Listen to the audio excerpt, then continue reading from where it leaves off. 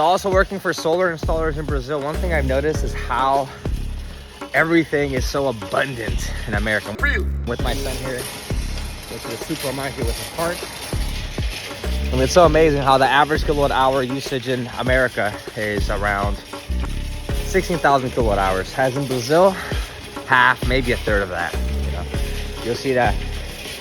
You'll see like an average household, give or take, around 5,000, 4,000 to 5,000, right?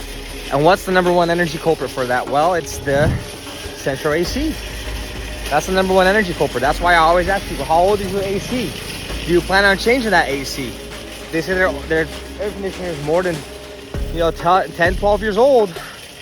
It's time to replace it, because if you look at the central HVAC system with an old one, you'll see the efficiency difference for the same amount of energy it's much higher, which means it produces more heat and cold, keeping it in layman's simple terms, for the same amount of energy as a 10, 12-year-old one. That's why if you have an old AC, somebody's selling you a solar system for that current amount of annual energy usage, or you might be shooting yourself in the foot, in the sense that you might be making your own energy power plant by excess energy that you're going to be producing after you eventually replace the central HVAC system. So that's what I have to say about that. A lot of households in the US, they have the HVACs, which means that it's usually central, which means all areas, indoor spaces, have this heating and air cooling. Rather, in most countries, they don't have that because it's too expensive. That's first world country problems. Having to replace or having to get that, having to maintenance that. No, most people have just like those split air conditioning systems, heating systems, which is like those little rectangles in the wall, and served for that specific environment. On one hand, you can say, well, sometimes I don't want to heat my entire house or cool my entire house. It would be more ideal if I could have it only in one area. So technically you can close the vents, but you're still going to produce a lot more energy than in a lot of cases you need. So I would say there are some advantages to having that type of system, so you can save more energy. But that's really one of the reasons why the US household has such a high electrical bill.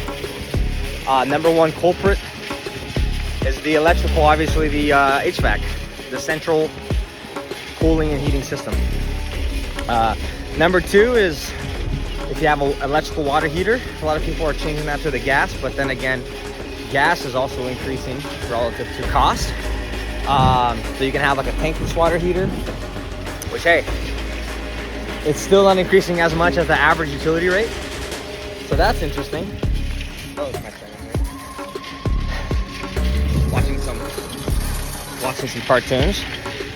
And then that's an interesting thing to get replaced, because that's the second energy culprit.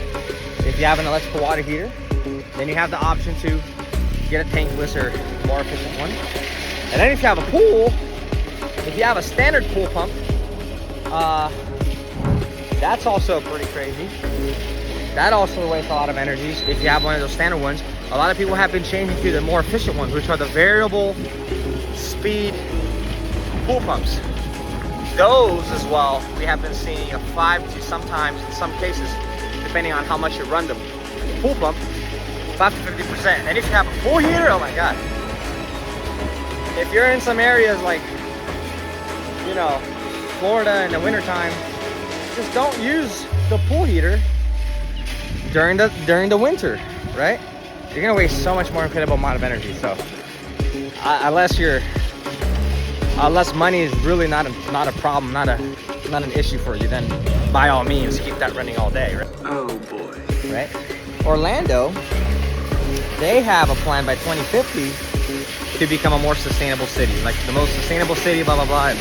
And now they're removing from their utility company so many incentives like net metering in OUC. So I'll keep you posted on all of that good stuff. If you're interested, please subscribe to my YouTube channel. It's Solrfy. We have a blog. We have a lot of articles and content for homeowner education. Click on the link down below if you want to get a quick 5-minute conversation.